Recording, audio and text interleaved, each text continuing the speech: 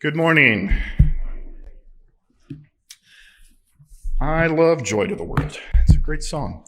Interesting thing about Joy to the World that relates to today's sermon is Isaac Watts wrote that song, which makes it good right off the bat, okay, because Isaac Watts is great. But when he wrote it, there is some evidence to believe he wasn't thinking about Christmas. He was thinking about the second coming of Christ that we all wait for. Far as the curse is found, right? That Christ comes and just reverses everything. It just works so well at Christmas too. That's kind of what it has become. And especially that first verse is what we tend to sing around that time of year, and it becomes kind of a carol for us. But that's kind of the point of this whole series of lessons, is that if you ask me, what is the difference between the anticipation of the first coming of Christ and the second coming of Christ? The answer is just more of the same. That when the Bible talks about the arrival of God, it says all the same things. God comes and he makes things right. Now, today's question is, but how right can he actually make it? Can God actually do anything about this messed up world when he gets here? That we're not talking, if we're being really serious, we're not talking about a small mess. Okay. We're not a little bit damaged. We're a lot damaged. This last year, my family was blessed during Celine's chemo and then through the recovery and even until now that every so often Debbie Canfield, see, I'm going to single you out. How about that? Would come over to my house and do a little cleaning for us. Now, I was cleaning the house. That was not a joke. And yet everyone laughs. I was cleaning the house, but to like bachelor level of clean, dad with two boys level of clean.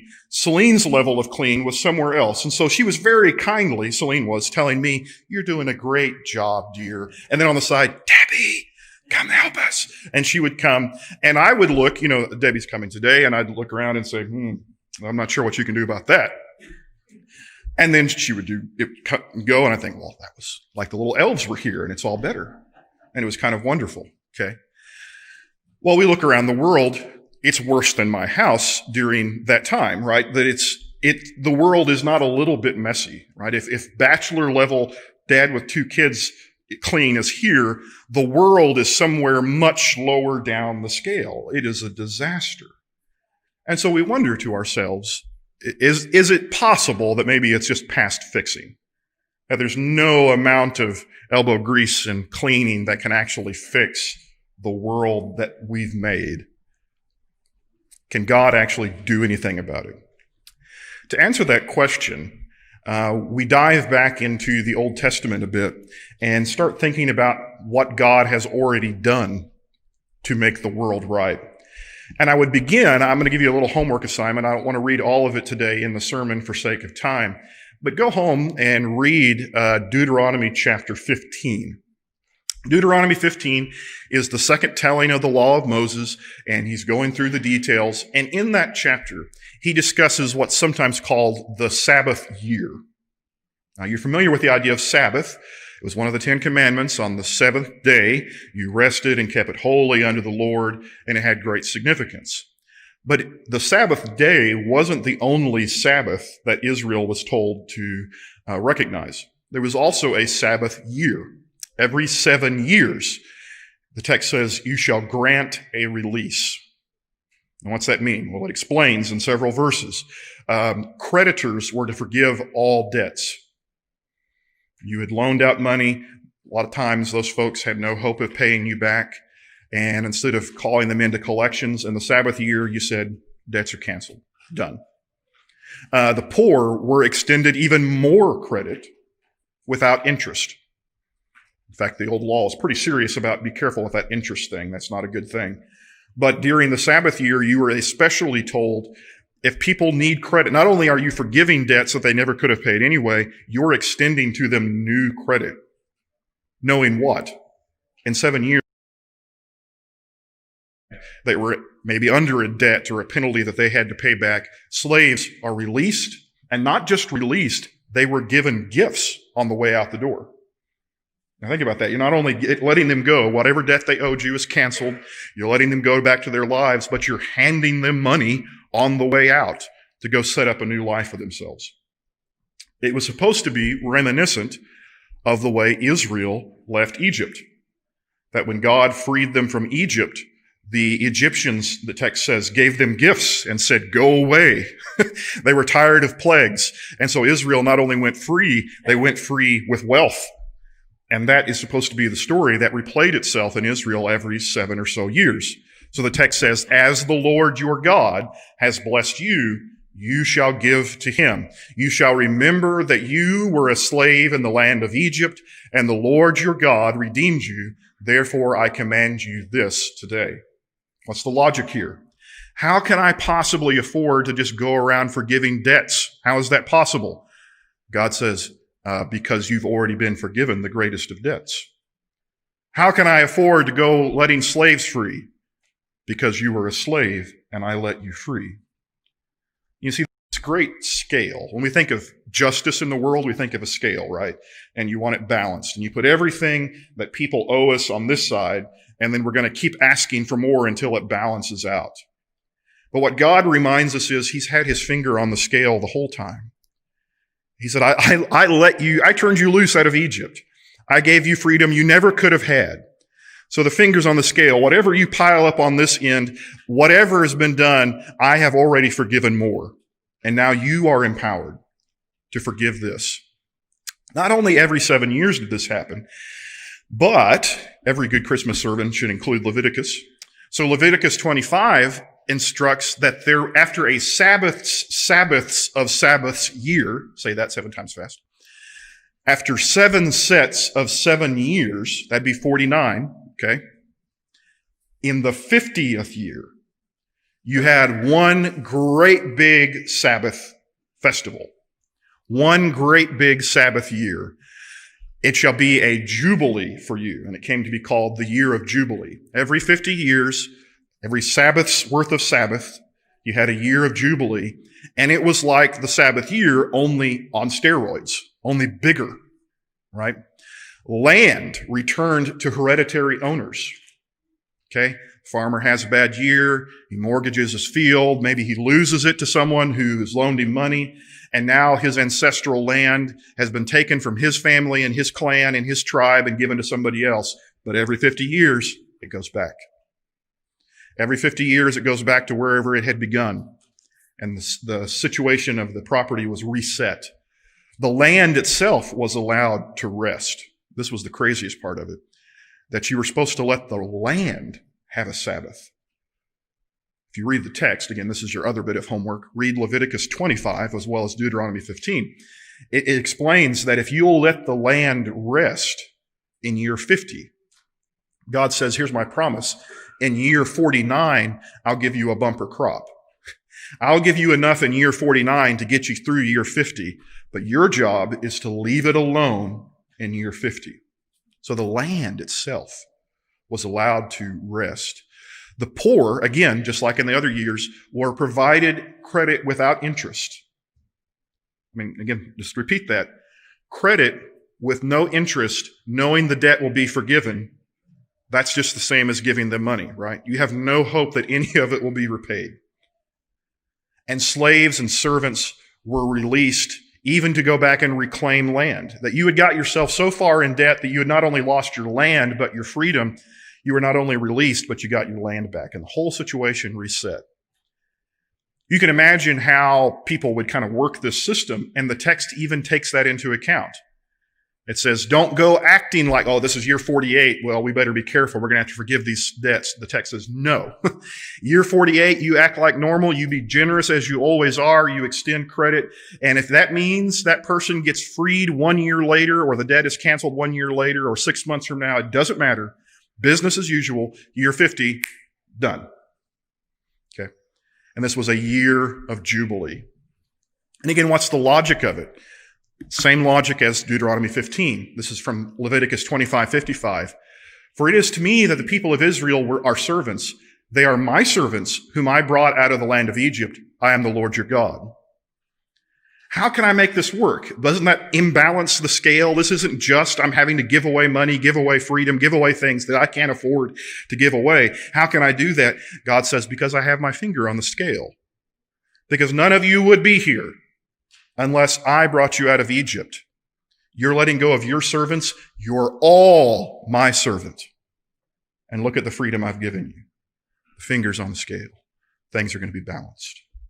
So that's the concept of a year of Jubilee from the Old Testament that was built in because, and here's the logic of it again, because God had already acted in generous freedom,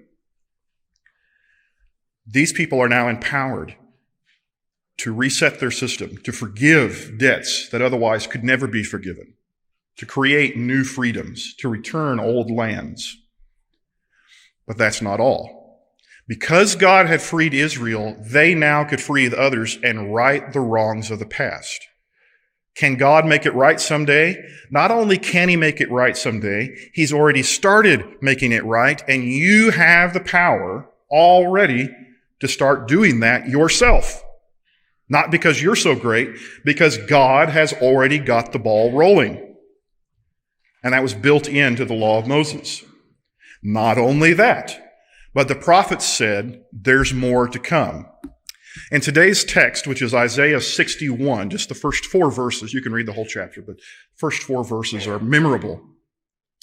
The prophet says, "The Spirit of the Lord is upon me because the Lord has anointed me." All right, God has a message. Something's going to happen. And here's the message. Watch the verbs. What's going to happen? To bring good news to the poor, he has sent me to bind up the brokenhearted, to proclaim liberty to the captives and the opening of the prison of those who are bound, to proclaim the year of the Lord's favor and the day of vengeance of our God, to comfort all who mourn. Okay. Well, what does that sound like? It sounds like Deuteronomy 15, Leviticus 25. It sounds like a year of Jubilee, only if anything bigger, right? Grander. Because what is missing in this text is any sense of when it would start and when it would end. In the year of Jubilee, at least you kind of knew, 51, when we get to that next year, we can go back to making money, I guess. The economy will right itself or something and we'll be okay.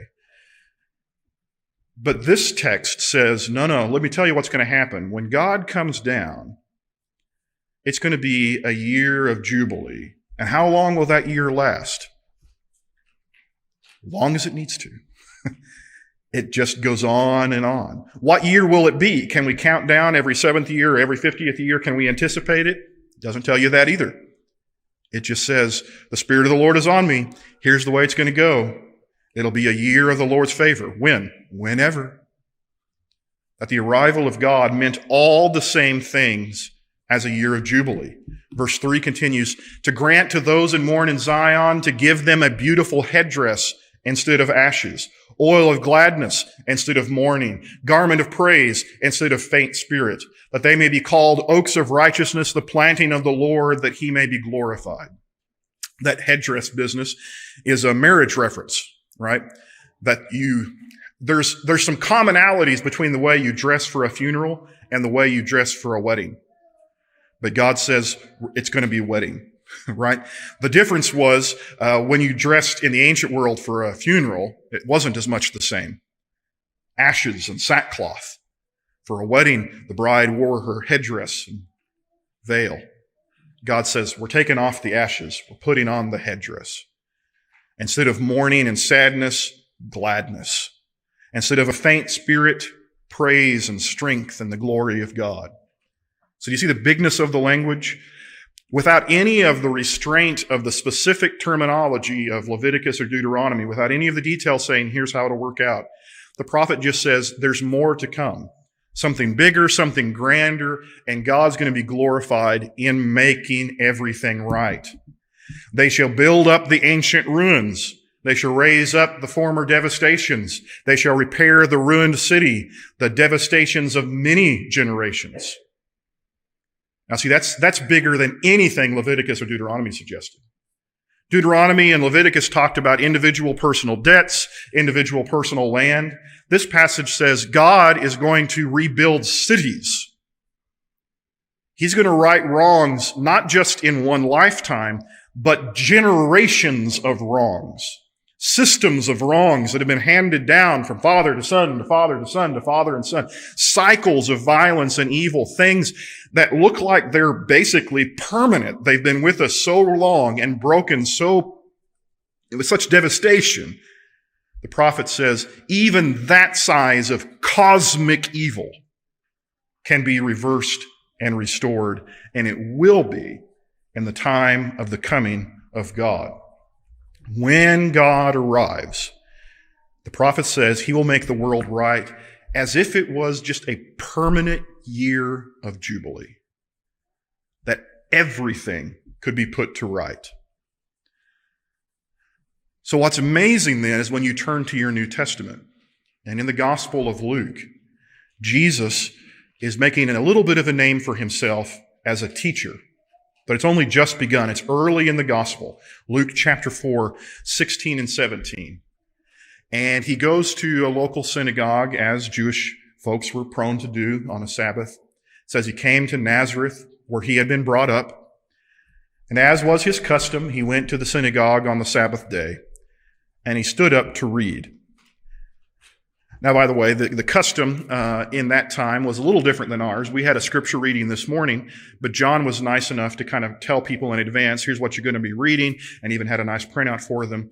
Apparently, their custom was a little more unexpected for the reader. They handed you a scroll and said, here, Isaiah, do something with that.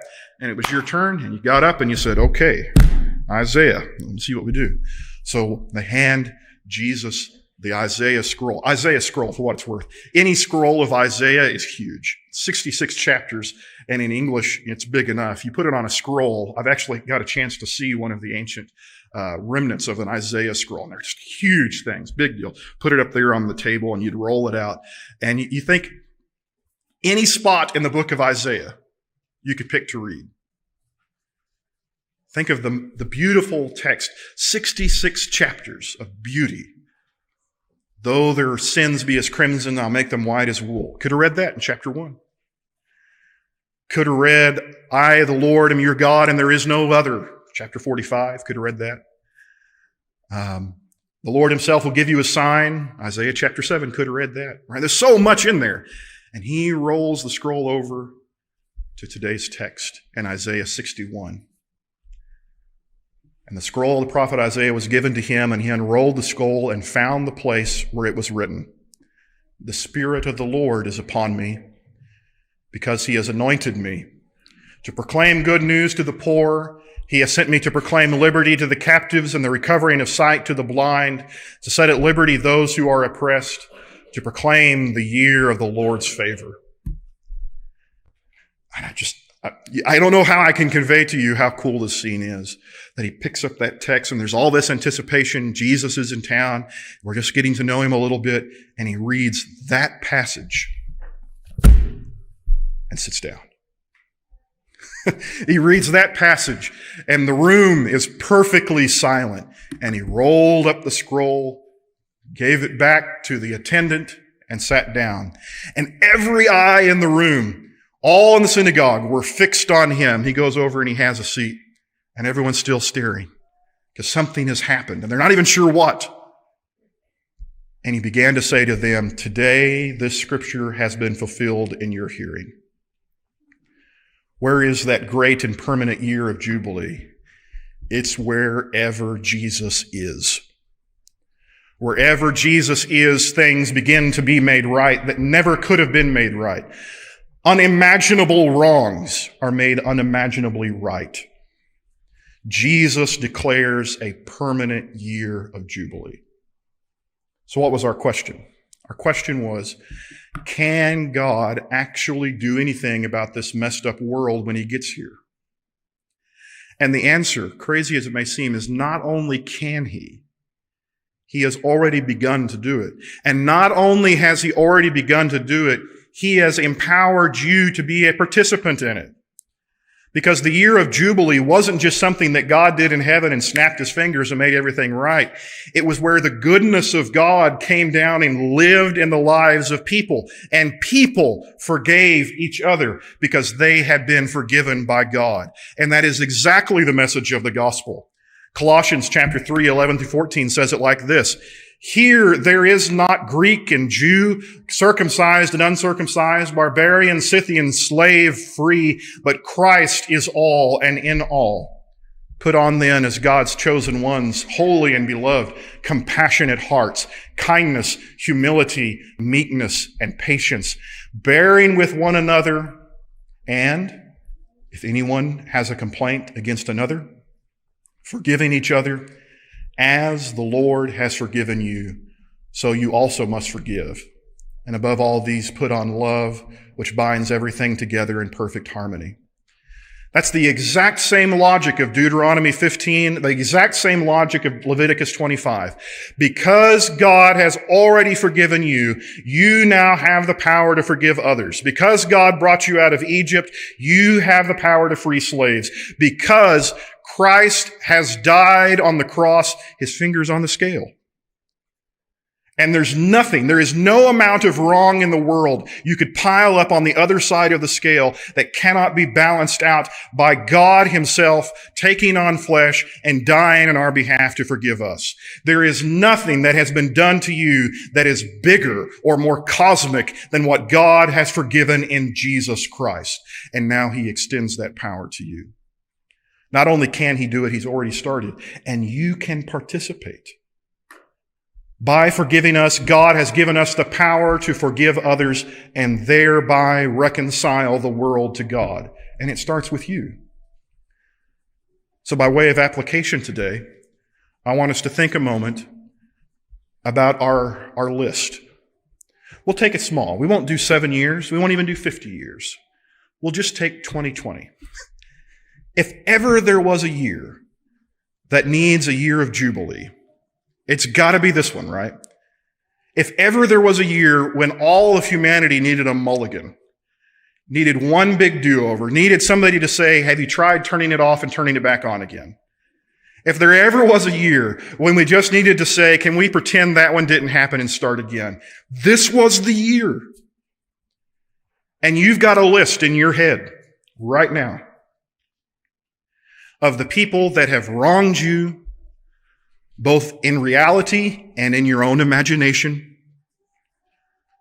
of the politicians that have made you angry, of the Facebook commenters that have offended you, of the family members that have betrayed you, of the friends that have abandoned you, of every wrong and hurt done to you this year. And God has his finger on the scale. By offering himself in the person of Jesus Christ on the cross, you have the capacity to simply throw up your hands and say, Jubilee. It's done. It didn't happen. The ultimate palate cleanser. You do not have to carry anything that happened in 2020, strange and miserable and bizarre as it has been, into 2021. You can say done. You can say forgiven. Because God in Christ Jesus has done that for you. So I want to try it. I want to take 60 seconds of your time here at the conclusion of this sermon. I'm going to do the best thing a preacher can do. I'm going to sit down and stop talking. And I want us to take about 60 seconds. And I want you to sit quietly where you are and go through your list. You know, the naughty and nice list that's mostly naughty? I want you to go through that list and check it twice. And think about all the grudges you're holding, all the wrongs, all the wounds, and make the determination that because Christ has come and done what he has done, those can be forgiven. God can make it right through you and thereby reconcile the world to himself in glory. Take just a moment. Think about those names that I don't know, but you do. And think about what a year of Jubilee would mean.